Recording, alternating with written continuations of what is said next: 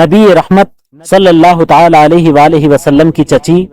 حضرت ام الفضل بنت حارث رضی اللہ تعالی عنہ سے روایت ہے کہ انہوں نے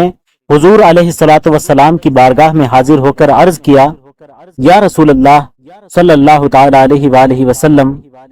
آج رات میں نے ایک خوفناک خواب دیکھا ہے۔ حضور صلی اللہ تعالی علیہ وآلہ وسلم نے فرمایا، وہ کیا ہے؟ تو وہ بولی کہ وہ بہت سخت ہے، یعنی جسے بیان نہیں کیا جا سکتا۔ حضور صلی اللہ تعالی علیہ وآلہ وسلم نے فرمایا، بیان کرو۔ تو عرض کیا، میں نے دیکھا ہے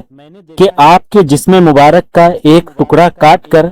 میری گود میں رکھ دیا گیا ہے۔ حضور صلی اللہ تعالی علیہ وآلہ وسلم نے فرمایا، تم نے اچھا خواب دیکھا ہے۔ اس کی تعبیر یہ ہے کہ انشاءاللہ تعالی فاطمۃ الزہرا رضی اللہ تعالی عنہ کو بیٹا ہوگا جو تمہاری گود میں رکھا جائے گا۔ حضرت ام الفضل فرماتی ہیں، حضور صلی اللہ تعالی علیہ وآلہ وسلم کے فرمان کے مطابق حضرت فاطمہ زہرا رضی اللہ تعالی عنہ کے یہاں حضرت امام حسین رضی اللہ تعالی عنہ کی ولادت ہوئی اور وہ میری گود میں دیے گئے۔ مشکات شریف صفحہ 572۔ حضور سرور کائنات صلی اللہ تعالی علیہ وآلہ وسلم کی پیشین گوئی کے مطابق مدینہ طیبہ میں 4 ہجری میں آپ کی ولادت مبارکہ ہوئی۔ آپ کی تاریخ ولادت کے بارے میں اختلاف ہے کہ شعبان المعظم کی 3، 4 یا 5 ہے۔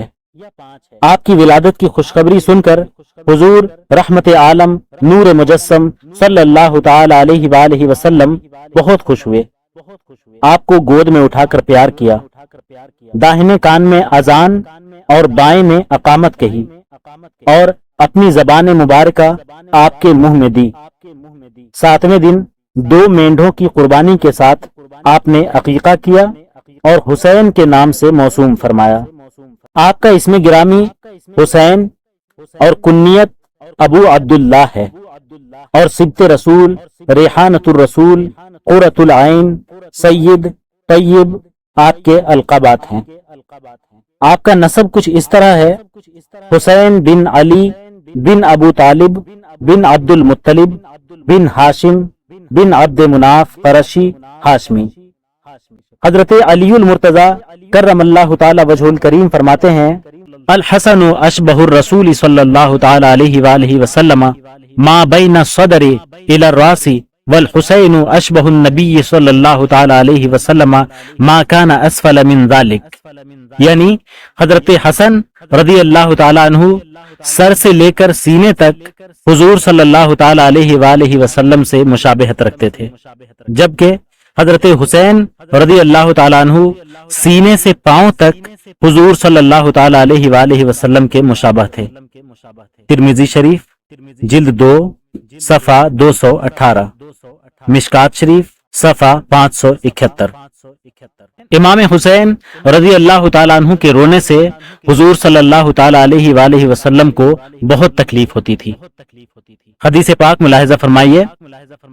عن زید بن ابی زیادۃ قال خرج رسول اللہ صلی اللہ تعالی علیہ وسلم من بیت عائشہ فمر علی بیت فاطمہ فسمع حسینا یبکی فقال الم تعلمی ان بکاؤہ یؤذینی،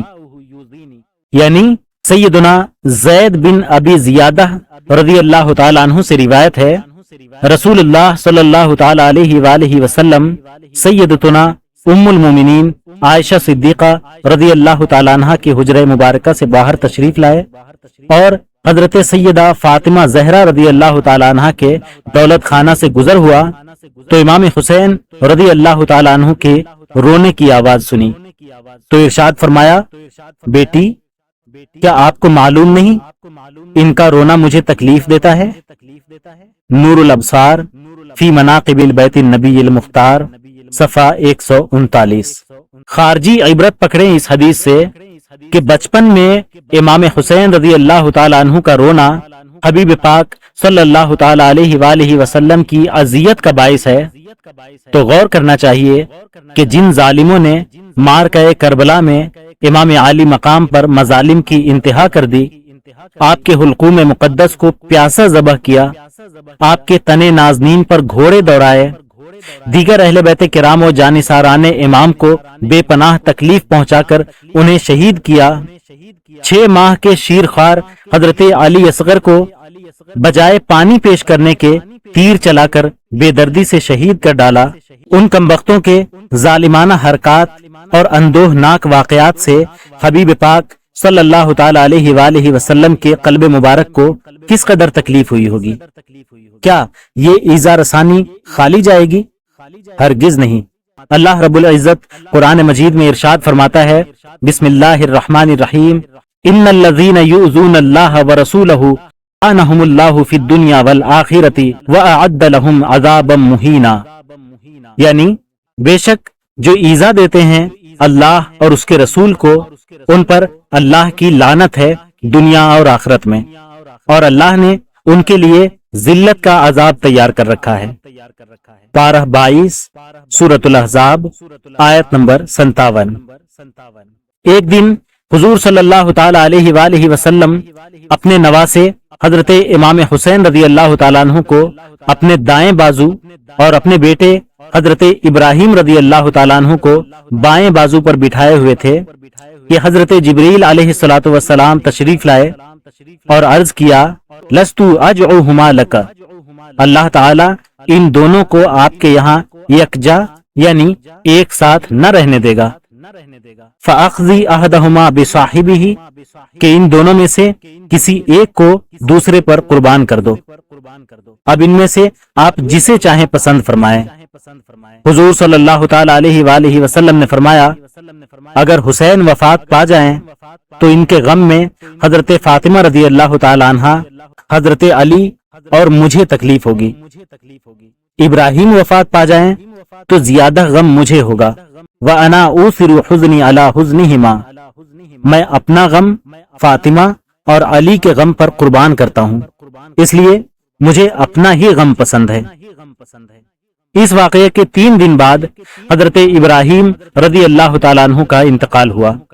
جب حضرت ابراہیم رضی اللہ تعالیٰ عنہ کا وصال ہو گیا تو وصال ابراہیم رضی اللہ تعالیٰ عنہ کے بعد